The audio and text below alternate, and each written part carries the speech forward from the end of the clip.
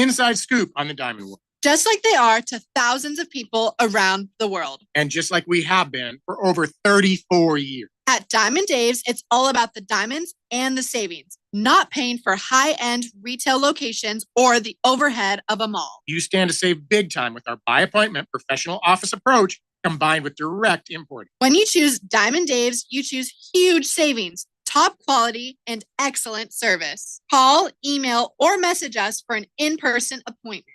Or sit back and relax for free FedEx shipping anywhere in the USA. Call Diamond Dave at 480-397-2450. That's 480-397-2450. Or follow him on Instagram at Diamond Dave Cantor. That's at Diamond Dave, Kantor.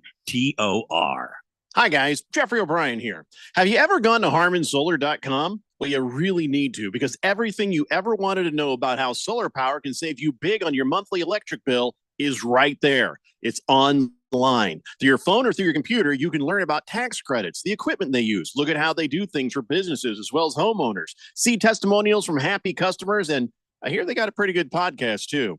Check it out. Go to HarmonSolar.com. That's HarmonSolar.com. KQFN Tempe. Also transmitting on K257CD Phoenix at 99.3 FM and K240 EU Mountain Hills at 95.9 FM. Wherever you go, take us along. Listen to our live stream on our free Fanatic app. Download it today.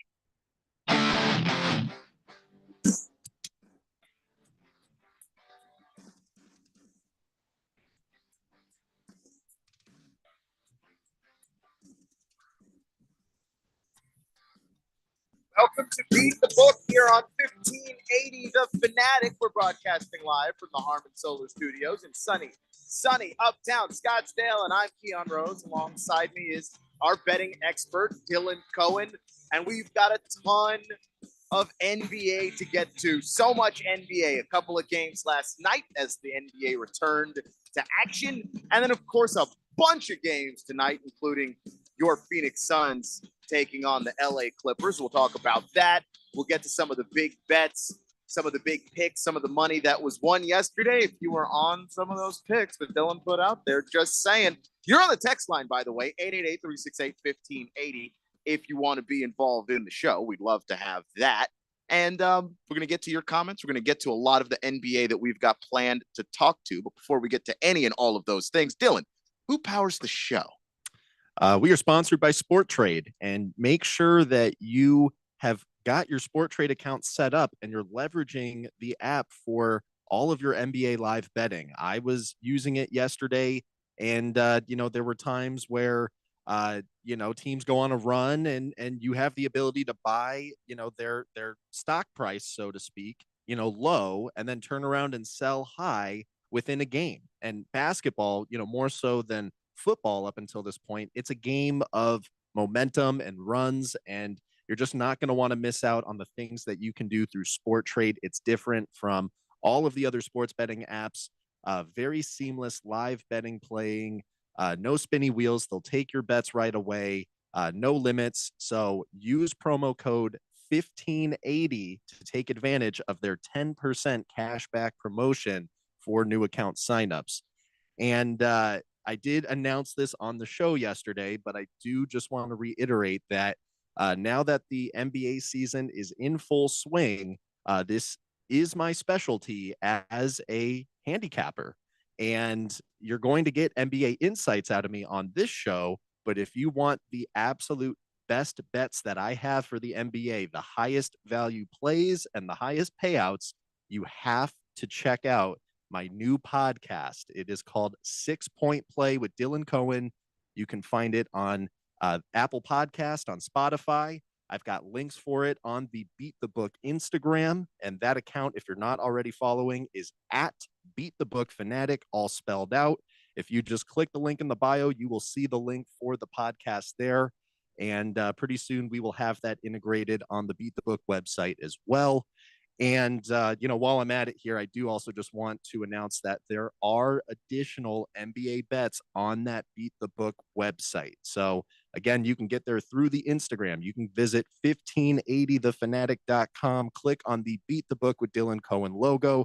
That'll take you right to the place where the bets are posted. And going forward, because I've got this podcast thing going on now, I'm going to kind of simplify the posts that go up for Beat the Book. So there's 10 different bets to make for the NBA on there.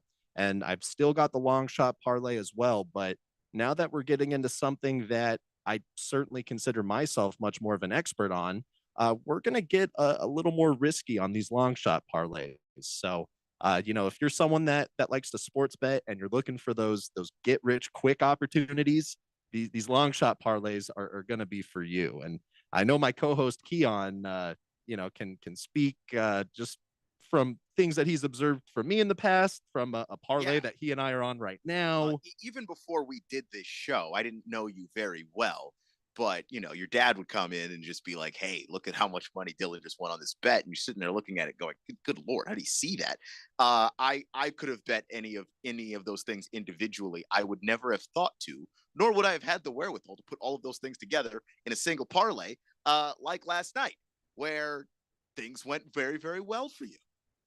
So and anybody who was on there. Yeah, and with that 6-point play podcast, a lot of the picks I'm giving out on there, I am recommending to straight bet them because we're taking them at elevated lines that offer an even money payout. But that being said, I mean, these are all plays where the people that we're betting on, they have the potential to do much, much better than where I'm accounting for them to be. And in particular, yesterday, those two plays were Jason Tatum and Anthony Davis points. Both of those guys had a night. They went off. They scored over 35 points a piece. I didn't quite take them that high. But if you want to check out this parlay that Keon and I are on, check out my story on the Beat the Book Instagram. I did post it on there. And those are the exact kind of plays that you're going to start seeing for the long shot parlays going forward. So I'm really excited to share those with you guys. And hopefully we're able to nab a big winner there. And we can start talking about, how we're really beating the book on those. We're looking forward to it. And look, that's the fun of this and the fun of sports betting, but especially basketball, because I think basketball lends itself to having it's different from baseball, because like with baseball, what they have in common is that you've got all of these numbers being generated that you can use to try and figure out what the trends are. But I just find basketball to be a little bit more reliable. Like just because a guy hit a home run last game doesn't mean he's going to hit a home run again. Whereas if I think Kevin Durant's going to score 20 points tonight, I probably think he's going to score 20 points the next time he plays too. So like, where are those alternate lines? How much more value can I get? Like those are trends I think that are just easier to follow in basketball. And that's why basketball is, at least for betting purposes, better. I agree with absolutely everything you just said. When people go on streaks within the NBA and you're seeing a trend of, 2 straight weeks of 25 plus points or, 2 weeks of 10 plus rebounds, like you can just trust those trends better than just about any other sport. So that's certainly one of the things I love about, doing the NBA bets and trying to put out, longer odds parlays for you guys. But want to kind of go back here to these 2 games that we had yesterday. And I'll be the first person to admit that, in each game, I did not predict the correct winner.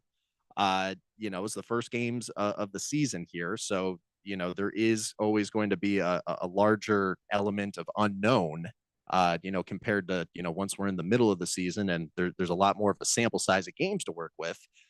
So wanted to kind of cover these things because, I mean, it wasn't all misses. It wasn't all bad. But things didn't quite pan out the way I was expecting that Celtics and Knicks game to go. Yeah, like if we're starting there, like Celtics and Knicks was just surprising because of just how much more cohesive the Celtics looked than the Knicks looked.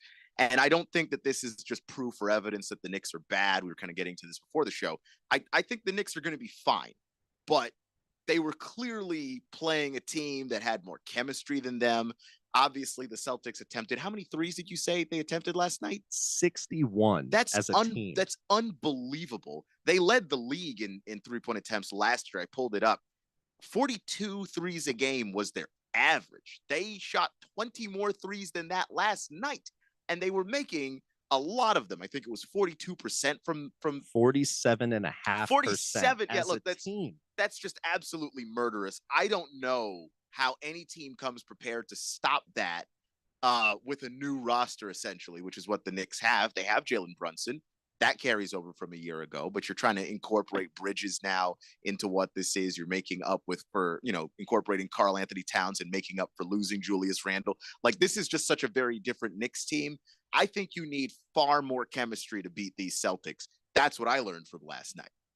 I think that this is just one of those games where, just about everyone on the Celtics was shooting very well from distance. And when you shoot 47.5% as a team from three, and you've attempted 61 3-pointers as a team, I don't care who the opponent is. It could be the Oklahoma City Thunder. It could be the Dallas Mavericks.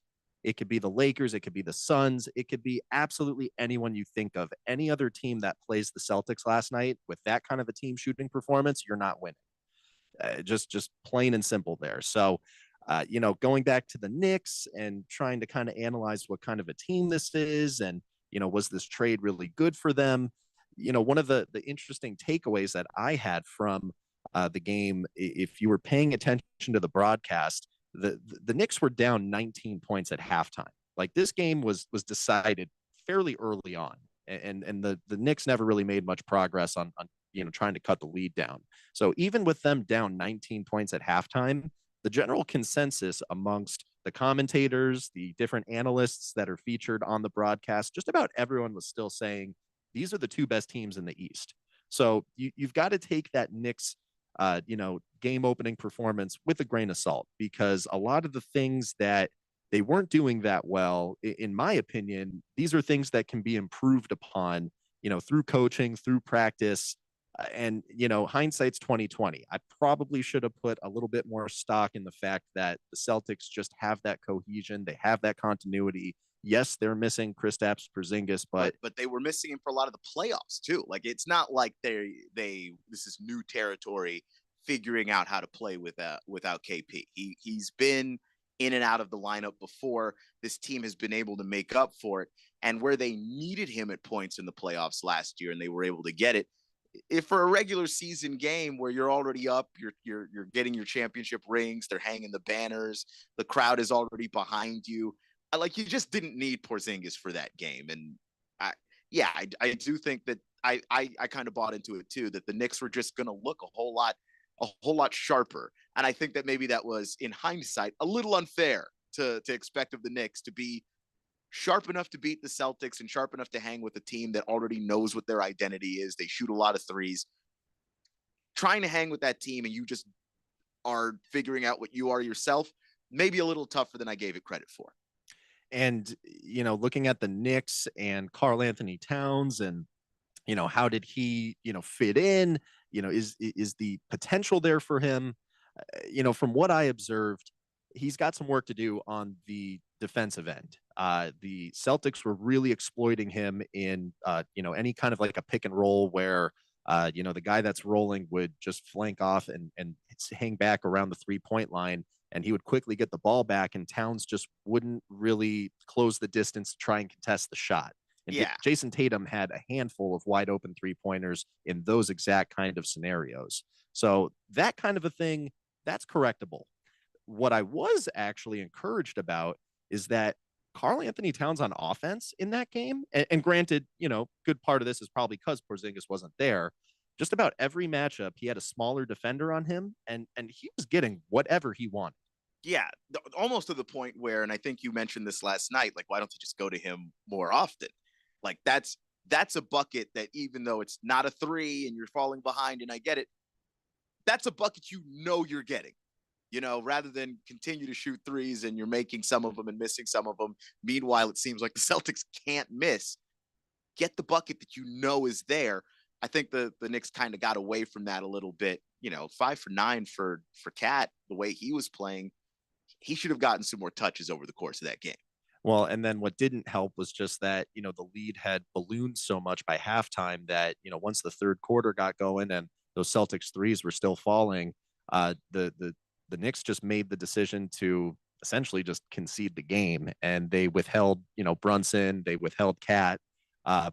Mikal Bridges was really the only starter, along with OG Anunoby, that got actual regular game minutes. I mean, if you look at Towns, Brunson, and Josh Hart, they all played 25 minutes or less.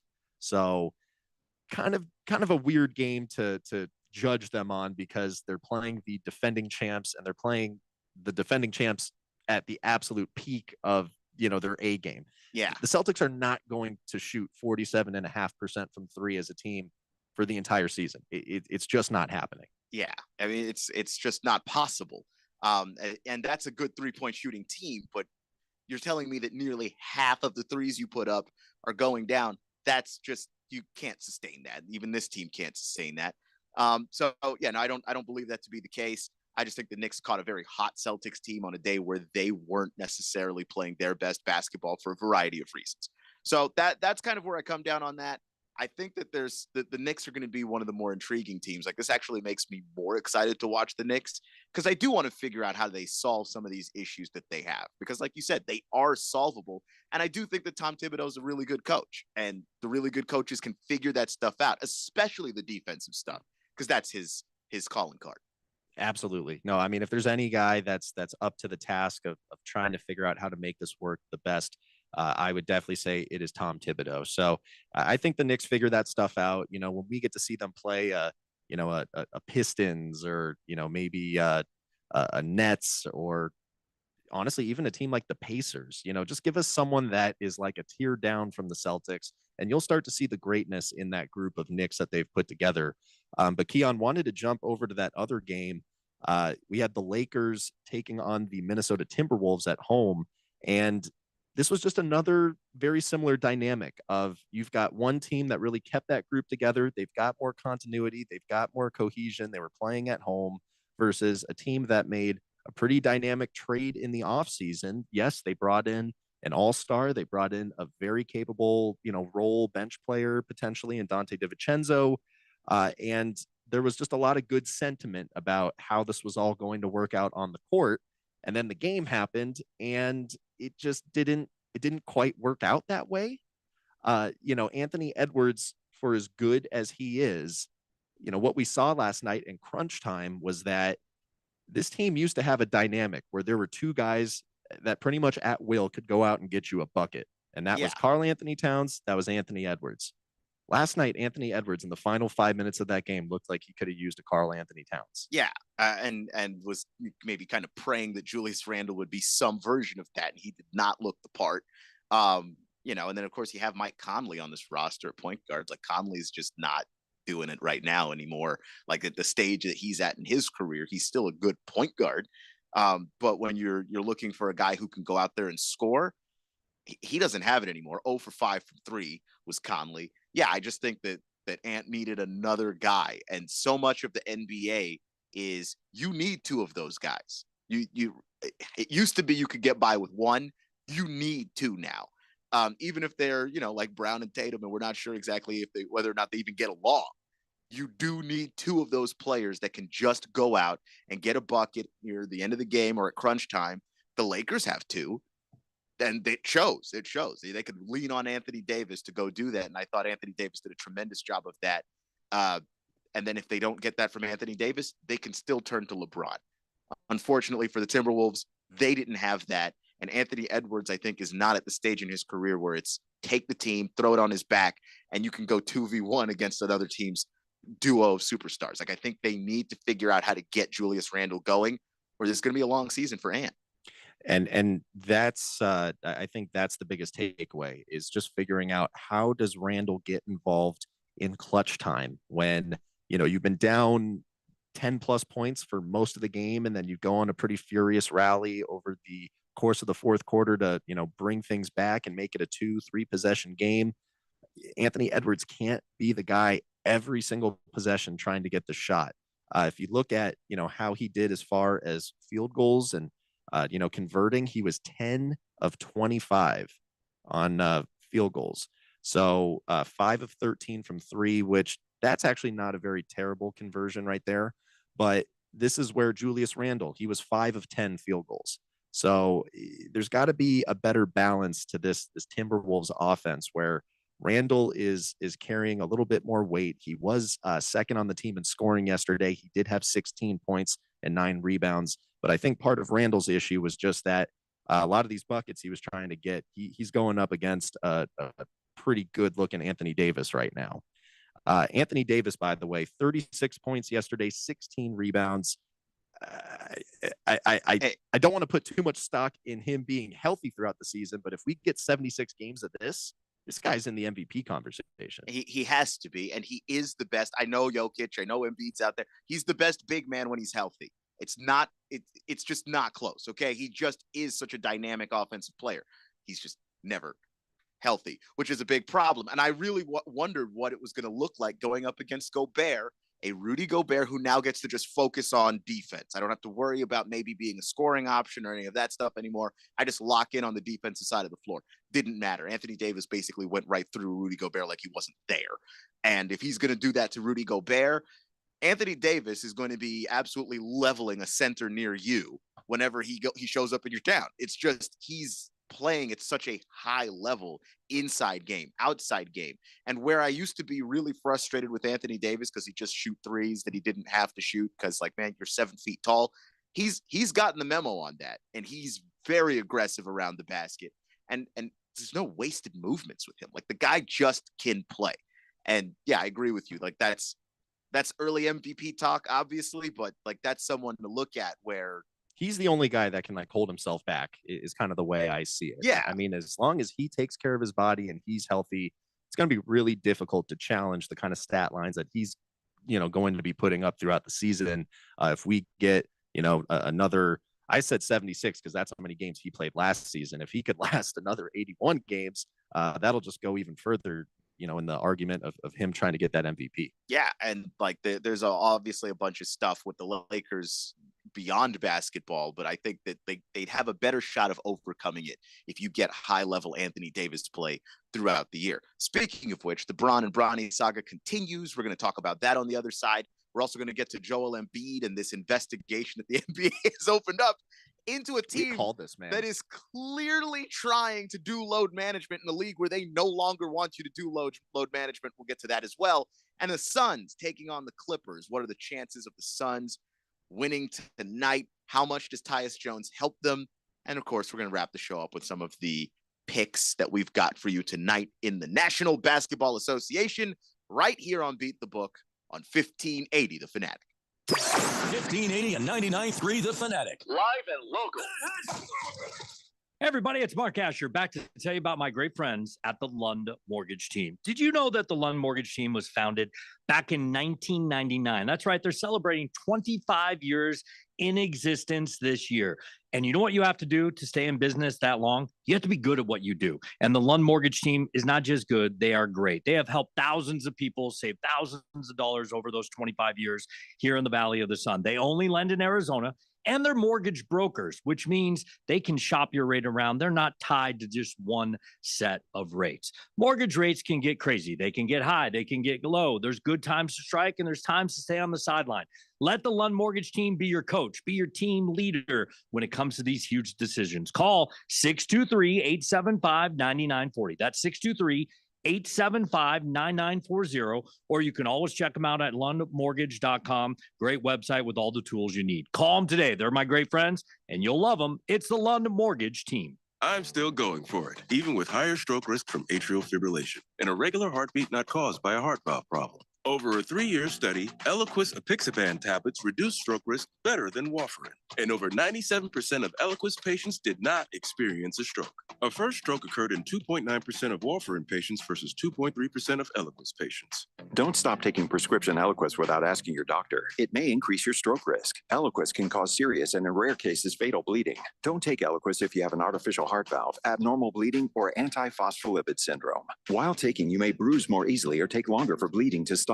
A spinal injection while on Eliquis increases risk of blood clots, which may cause paralysis, the inability to move. Get medical help right away for unexpected bleeding, unusual bruising, or tingling, numbness, or muscle weakness. Medications such as aspirin products, NSAIDs, SSRIs, SNRIs, and blood thinners may increase bleeding risk. Tell your doctor about all planned medical or dental procedures. Learn more at Eliquis.com or call 1-855-ELIQUIS. With all the school supplies your child will need over the years, it can be easy to overlook the most important one of all, money, which is a good reason to open an AZ 529 education savings plan. Whether you invest $15 or $150 a month, your money grows tax-free. By the time your little one is ready for college, vocational school, or workforce training, They'll have all the savings they need to get the job of their dreams. Visit az529.gov to get started. This message is sponsored by the Office of the Arizona State Treasurer. Let's say you've got questions. You're looking into solar, but you don't know where to start. Well, Harmon Solar has the answers. Hi, I'm Jeffrey O'Brien, and listen, there's a couple of ways you can go here. One, visit harmonsolar.com, browse around, because right across the page, they got links to all sorts of great information, like frequently asked questions, equipment, tax credits, even testimonials. Or just give them a call, 800-281-3189. Ask them directly. They'd love to hear from you. That's 800-281-3189. Or just go to harmonsolar.com. 1580 and 99.3 The Fanatic. Arizona's new home for sports.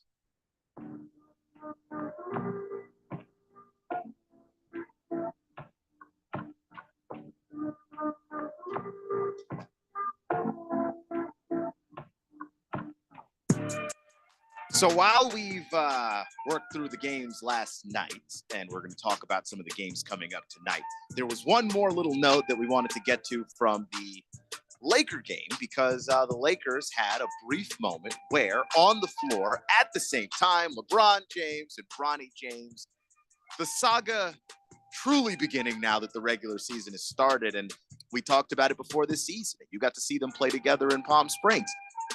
There's a potential for this to become a distraction so massive, it overtakes what the team is trying to do on the floor. And we got a little whiff of it last night. Dylan, could you break it down for us? So, and it was kind of funny because the timing of when they did this was a little similar to how it worked in Palm Springs. So, when this game starts and, they've got Ken Griffey Jr. there, Ken Griffey Sr.'s there. They did their whole photo op with Bron and Bronny. They got that part out of the way.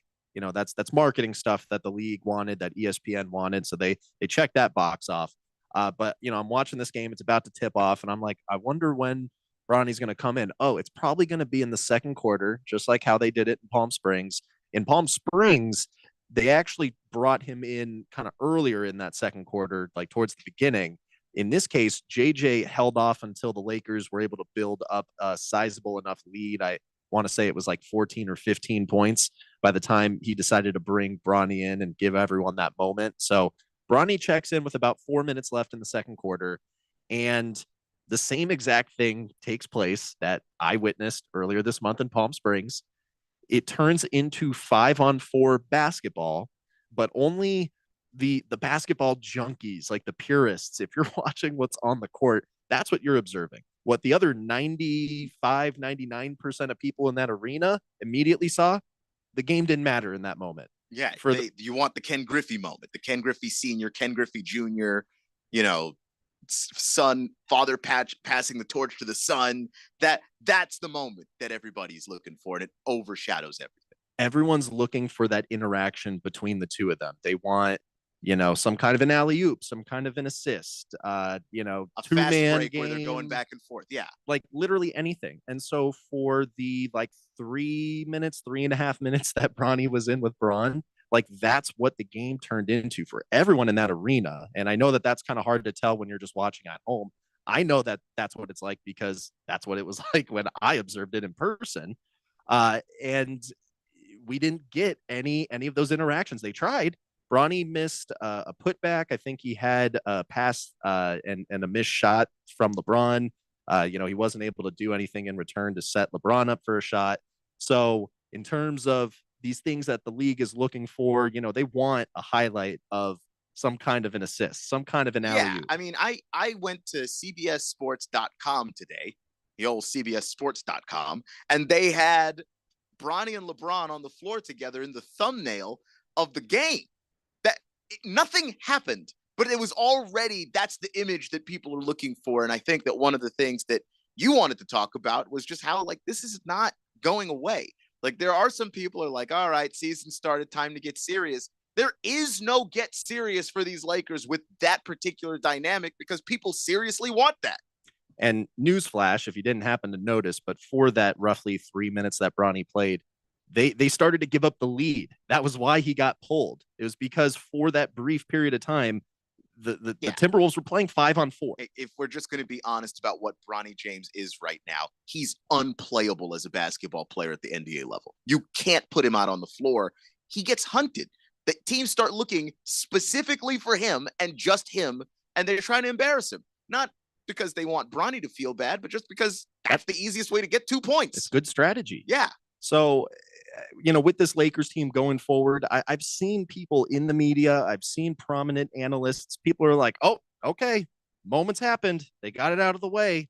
It's all done now. No, if Bronny had made that, maybe you could make the argument. Like, if you've gotten the putback, you could have made the argument. But I also think that even if he had gotten it, I still think that people want more. I don't think that like one little interaction is going to be enough. I think that, to appease the fans, they're going to want more because like it's never going to be enough. Yeah, whatever it is. And here you are as a coach. Again, JJ Redick is like the least experienced person. Like he's the wrong person to even be in this spot in the first place, because what you're trying to do is walk this line between keeping the fans happy to a degree. That you are in a business and it's an entertainment business at that. So you're trying to keep the fans happy to a degree. You're also trying to win the game. And the line between that is playing a player who will literally cost you points every minute he's on the floor. I mean, great players in this league get hunted all the time. Teams have hunted Luka Doncic forever. He's not a good defender, or at least for most of his career, he hasn't been a good defender. The problem is it's Luka. So you try and hunt Luka on one end of the floor, he'll just come back and get you back. Bronny can't do that. And that makes him a complete liability. And JJ has to figure out how to walk this line between giving everybody what they want with that big moment, but also not buying so far into it that you actually lose basketball games as a result. I don't know. That's not a good position to be in. I don't envy him at all. I think from the league's point of view, there are more things that they want to see those two accomplish on the court together before the league, from like a business standpoint, is okay with Bronny going down to the G League and, not having this be a thing anymore. But the real toxic point of it is the fact that LeBron, Bronny's dad, he's going to be the person that has the ultimate say of, does Bronny get sent down to the G League or does he get to stick around on the bench? And given the kind of contract that Bronny got, I don't see LeBron very quickly pulling the trigger on, get him off the bench. This is going to be perpetuated. It's going to be a while for some time. So, anyone that's saying, oh, they got it out of the way, it's done, boxes checked, I would argue the complete opposite. I would strongly disagree. But speaking of a team that has checked some boxes, at the NBA league office, they have been on red alert now because Joel Embiid not playing tonight. The NBA has been trying to squash load management, or at least the obvious nationally televised superstar load management that we've seen in the past. They want that out of there. And the Sixers are saying, no, we're going to do whatever it takes to make sure Joel Embiid makes it to the postseason healthy. Well, they're investigating the Sixers right now. And it's not a good look. The Sixers brought this on themselves. And a big part of it is their GM, Daryl Morey. This is a guy that he's known for doing very bold things. Mm-hmm. And in terms of assembling talented rosters, I think he does a very good job of doing that, but he will say things to the media without really putting a lot of thought into it. And then these things come back to bite him. And if you don't necessarily know what I'm referencing, just Google Daryl Morey China.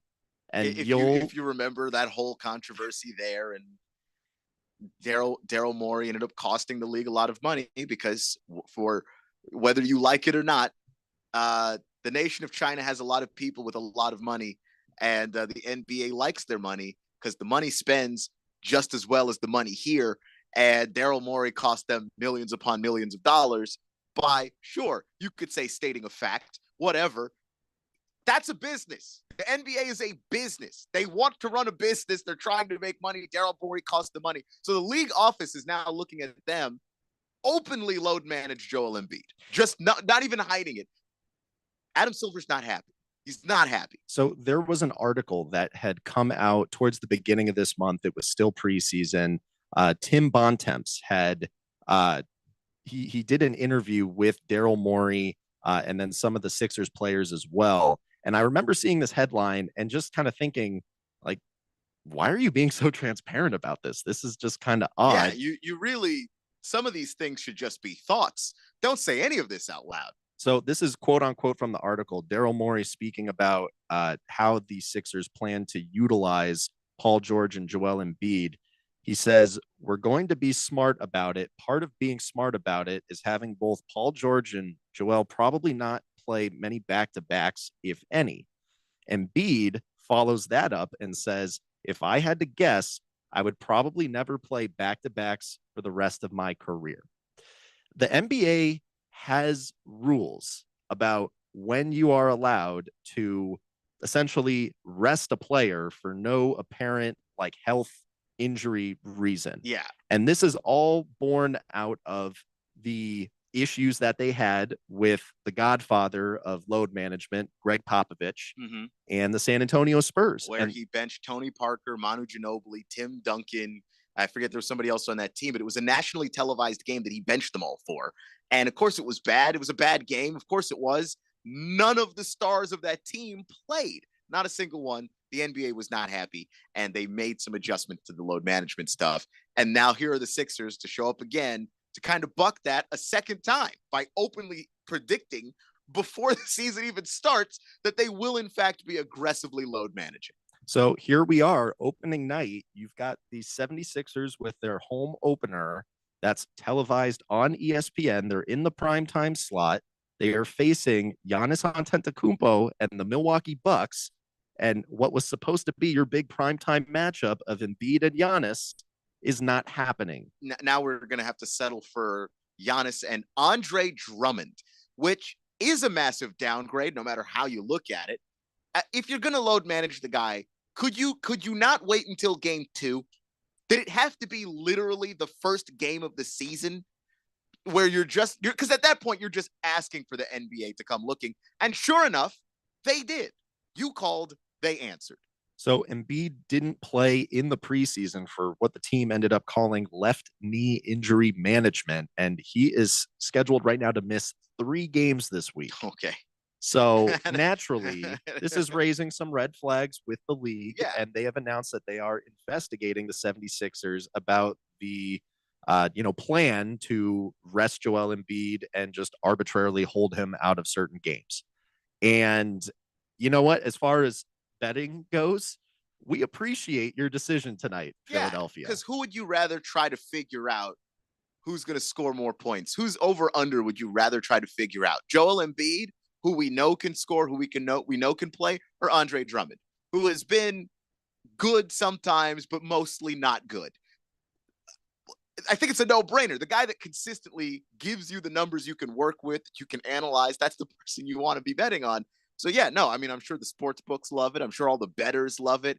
Sixers fans are probably not thrilled about any of this, but like this is the world that we live in. And the NBA does have betting partners. Like that's where a lot of this new revenue is coming from.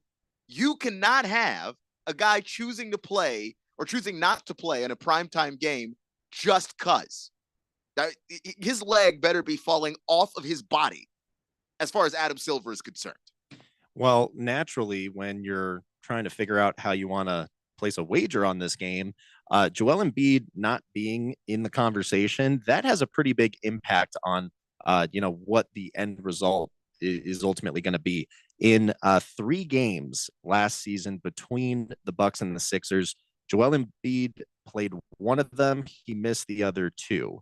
And in the game that he played, the Sixers still lost, but it was by a very narrow margin. It was like a 2-point win. In the games he did not play, the Bucks cruised to easy victories. And yes, Giannis was in both of these games where Embiid was out. They won by 9 points. They won by 21 points. So thinking about how this one's going to pan out tonight, here's another wrinkle into the fold. The Sixers, they had a bit of a revolving door over the offseason. They did make some good moves. I mean, Daryl Morey did bring in some good talent for that team. But as we just saw last night, these teams that had 2 separate games, 2 games, both of the teams that made big moves to their roster and had just a lot of turnover, they aren't figuring things out right away in game 1. Then for the Sixers, you've got your 2 best players and George and Embiid not being there. The only guys that are going to be on the court tonight for the Sixers that were on the team last season was Kelly Oubre and Tyrese Maxey, who are both, great players in their own right, but they're going to be working with three guys that they've never started with before. Yeah, and like you said, that's been a big factor. And of course, one of the three guys that's never started before, we mentioned Andre Drummond. Imagine having to run as Andre Drummond up and down the floor chasing Giannis. That's going to be the least fun matchup, I think, to watch, because like, how long do you give Drummond before he taps out and starts to look absolutely useless out there? Was it 4 or 5 possessions? I might be wrong. I want to say his backup is Mo Bamba. Oh my God. I could be wrong on that. Let me check the roster, but like that, oh my gosh. So, I mean, if that's the case, I mean, these are just guys that, they have the size, but they don't bring the rest of the full package to be able to really go toe to toe with Giannis and contain him.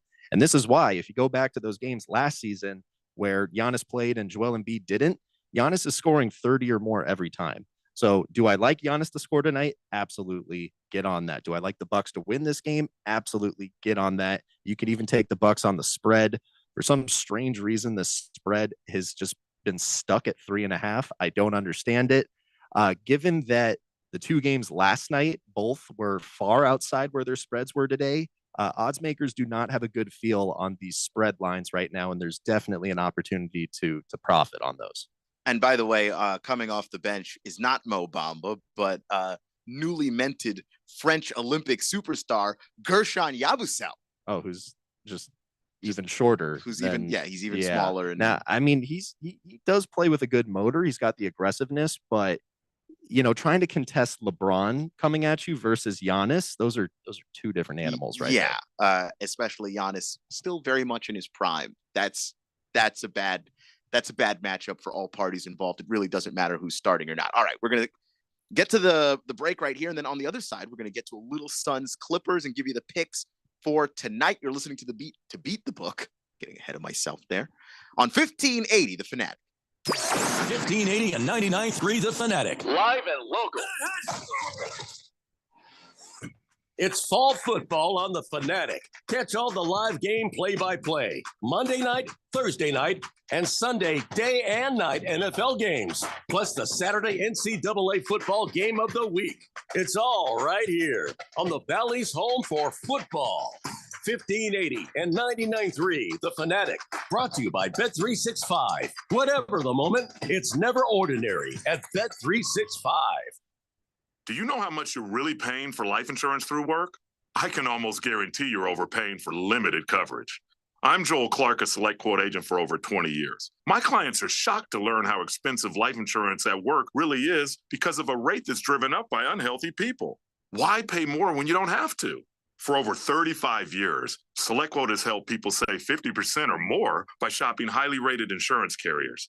I found a 40-year-old man with high blood pressure, a $500,000 policy for only $18 a month. Don't procrastinate. Workplace open enrollment will be here soon. Let Select Quote save you money and get you the coverage you need to protect your family. For your free quote in just minutes, call 1-800-714-6633. That's 1-800-714-6633. 1-800-714-6633. Or go to SelectQuote.com. Full details on example policy and carrier ratings at SelectQuote.com/commercials. Price could vary by health, issuing company, and other factors. Not available in all states. At Progressive, we know there's a lot of things you can track. Steps, calories, heart rate, your pet steps, screen time, the whereabouts of your favorite celebrity, how long you slept, how long you didn't sleep, how long you thought about sleeping, how long you thought about sleeping. But none of these things could save you money, unlike Snapshot from Progressive, which customizes your rate based on how and how much you drive. It's much better for your bottom line than tracking your Cocker Spaniel's resting heart rate. So download the Progressive app today. Progressive Casualty Insurance Company and affiliates. Snapshot not available in California or from all agents. Surcharge possible for unsafe driving. In most countries of the world, Forte means door. United Forte Custom Doors, located in the Scottsdale Airport Design District, is now open with over 40,000 European doors, all in stock, ready for delivery, and at wholesale prices. Designers, contractors, builders, and yes, you. Come see our showroom on Greenway Hayden Loop. That's United Forte, Porte. Stop by to see and feel the quality at United Forte Custom Doors. Find us at uporte.com. That's UPORTE.com. The GCU men's basketball squad is coming off their winningest season in 35 years, their third trip to the NCAA tournament in 4 years, and their first ever NCAA tournament victory. Returning 4 of their 5 starters in Ray Harrison, Colin Moore, Duke Brennan, and reigning WAC Player of the Year Tyon Grant Foster, the Lopes look to defend their WAC titles and make a run to the Sweet 16. With a non-conference slate including Stanford, Georgia, and crosstown rival Arizona State, you won't want to miss a moment of the action. So join me, Michael Potter, and Lopes insider Paul Coro all season long right here on the home of the Lopes, 1580 The Fanatic. Lopes up. If it's local, we talk about it. 1580 and 99.3. The Fanatic.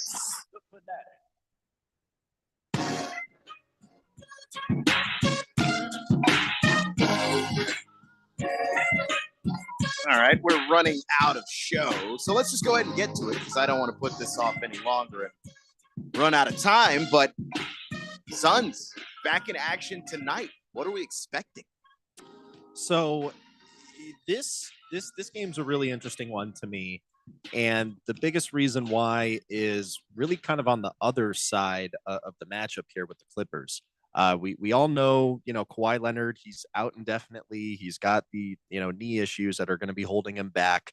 And, obviously these guys did not manage to re-sign Paul George in the offseason. Russell Westbrook took off for Denver. So this Clippers team that you're getting on the court tonight, very different look from, that core that they had been able to keep together for the last, 3-4 years or so. And looking at like the exact guys that are going to be on the court, this is just a team that to me screams like we don't play defense. So, looking at who's likely going to be starting in this game, it could be Kevin Porter Jr., who hasn't played in some time due to some pretty troubling things that he did off the court. You've got Derek Jones Jr., who, good player in his own right, did good things for the Mavericks. Derek Jones Jr., to me, like, he's not going to be the same guy on this Clippers team. No. He was boosted by the system that the Mavericks ran and how he was able to play a certain role on that team. And then that role just made him more prominent. And how many guys have we seen play alongside a Trae Young or play alongside a Luka Doncic or a Steph Curry? And then you've got that person's gravity where you have to defend them because they're so good at shooting threes and because they can pull up from just about anywhere, it feels like. You have to give them extra attention, and that creates more space for everyone on the floor. Luka Doncic is not walking through that door. So Derek Jones, the space that he had to operate with before, he's not going to have it here. And I do think that there's more responsibility. There's also, being a third option on a team or a fourth option on a team is just a completely different experience than being option number 2. Yeah, he's basically going to be that. I don't think he can do that either. Not because I don't think he's a good player, but because that's just a giant shift in roles. So, I mean, outside of those guys, you have Terrence Mann, you've got Ivica Zubac. So who knows, necessarily who that starting 5 is going to be. I don't like their chances of trying to hold up against this, pretty, well-oiled machine that it looks like Mike Budenholzer has been able to, craft over the preseason. With Suns and, the style of play that we're going to see from them tonight. I do want to caution everyone about jumping on points props for Booker, Durant, and Beal. These are popular plays. These are bets that a lot of the bigger sports books have promos for. These are the kinds of things that they want to draw your money towards. And it's important to be just aware of this because there's a reason why, for example, FanDuel currently has a boost for Devin Booker or Kevin Durant to be the top point scorer in the game of Suns versus Clippers. On the surface, that seems very reasonable, and I can understand anyone that would see some value in that. Yeah, but especially if you believe like one of the two players that would be cannibalizing each other would be Booker or Durant. If you get it either or, that feels really good. But why would you caution against that? I just think that there's a very good chance that this game could play out very similar to that Celtics-Knicks game last night. Not from the standpoint that the Suns are just going to come in and make, 29 3-pointers off 61 attempts. But I think the Suns have all of the, weapons and tools at their disposal to build themselves a very nice lead in that first half. And you may very well be seeing a game where the Suns pretty much have this thing won by halftime. And if that's the kind of game this is, I don't know how much playing time we're going to see out of our big three in the second half. I mean, whenever you get these opportunities to not play these guys in the fourth quarter because you're just cruising to a win, Yeah, it's a long season. You got to take those. This is the kind of load management the NBA is okay with. If you want to play a guy 20 minutes, okay, go ahead and play him 20 minutes, but don't just not play him. Yeah, if the Suns end up in that situation, and like you mentioned, the Clippers are completely dinged up right now. By the way, they're the team that has Mo Bamba, and he's out, Tucker's out, Leonard's out. Like, there's just a lot of injuries. It's a mash unit in LA. So, in terms of the props that I do like to bet on for this game, one of my absolute favorite plays of the day is going to be on Tyus Jones to get assists. And honestly, from when I had an eye on this line going back the last few days, all the way up until now, I was just kind of freaking out. I don't know if you saw me during the break there, Keon. Someone must have came in and put a very large bet on Tyus Jones's under. His line adjusted down to 5.5. And it's equal on both sides. It's basically a pick 'em at over under 5.5. So I normally would not do this, but since we're on the topic, one of my 6-point play picks was to take Tyus Jones at 8 or more assists. And when I recommended doing that, it was only paying plus 125. Currently on FanDuel, for Tyus Jones to get 8 or more assists, it's paying almost 3-1 odds. Okay. I don't understand the rationale behind this from the book's perspective. I mean, Tyus Jones averaged a little over 7 assists per game last year, was top 10 for assists. I mean, we've talked about this at length. He's got significantly better weapons at his disposal. He's going to have an offense that flows through him. And somehow this is translating to, we think he's going to get less assists than what he averaged last year on one of the worst teams in the league. Yeah, I don't see it playing out that when you're way. leading the league in assists and you play for the Wizards. I watched the Wizards play basketball, which, by the way, I don't recommend. Don't do that. But I did, and it was efficiency that got him those numbers. It was him finding the right passes every time that got him those numbers. So now this isn't going to be like squeezing blood out of a stone like it is in Washington. Those opportunities to be efficient go through Beal, they go through Durant, they go through Booker. That's a little nicer than it was in Washington. Has to be. So Tyus Jones assists. If you just want to take him over on his line, you're fine. He should have you covered there. 6 is not asking much from him, but he could get as many as 10 assists in this one. And, yes, I did just make the argument that perhaps the starters don't play a whole lot in the second half, but that would only happen if there was just a scoring overload in the first half and they built a big lead. And if they do that, it's pretty likely on the back of Tyus Jones distributing, playmaking, and racking up those assists. So that's a good play. One of my favorite plays last year for Suns games was Nurkic rebounds. And yes, he does have a bit of a formidable center in Ivica Zubac that he'll be competing against for those rebounds. But this isn't Embiid. It's not Jokic.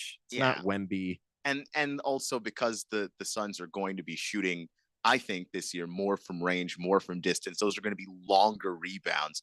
Nurkic is already kind of operating in that mid-range space anyway. Like, those rebounds are more likely to go to him than they would go to somebody like Zubac. But we'll see how that goes. But I still like the pick, and I made the play myself, to be honest.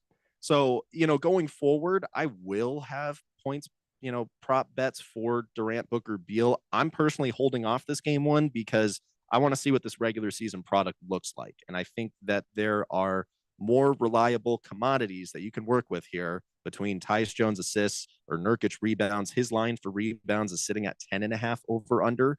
And if you want to take him for 10, take him for 10. I see this game being the kind of game where he's got like 12 by halftime, and then maybe we just don't see a whole lot of Nurk second half. And one other thing too, just to keep in mind, going back to that boost that I shouted out before, there's a lot of people that will approach this game like, Devin Booker's going off, Kevin Durant's going off. It's clearly going to be one of those two guys that leads this game in scoring. Do not discount solo James Harden. Solo James Harden will tap into his Houston self Yeah. And he might do some Houston things. And look, James Harden is maybe not a more winning basketball player, but he is a higher scorer when he's by himself. So that's all we got for today. Make sure you check out the 6 Point Play podcast. That is on Apple and Spotify. Search 6 Point Play with Dylan Cohen, and you will see all those other picks. Likewise, check out the Beat the Book website for even more NBA picks and the long shot parlay. It's going to pay out over 100 to 1. You don't want to miss that. Yeah, it looks like it's going to be a massive one. I threw $5 at that long shot parlay because why not? Let's see how it goes. We're rolling from yesterday. And look, that's it for us. We're getting ready to wrap it up here, but the Suns are playing tonight, and here's what we want you to do. If you're gonna make some picks on the game, make some bets on the game, we'd love to know what those are. So, keep track of it for us, and then come back. Join us tomorrow right here on Beat the Book on 1580 The Fanatic.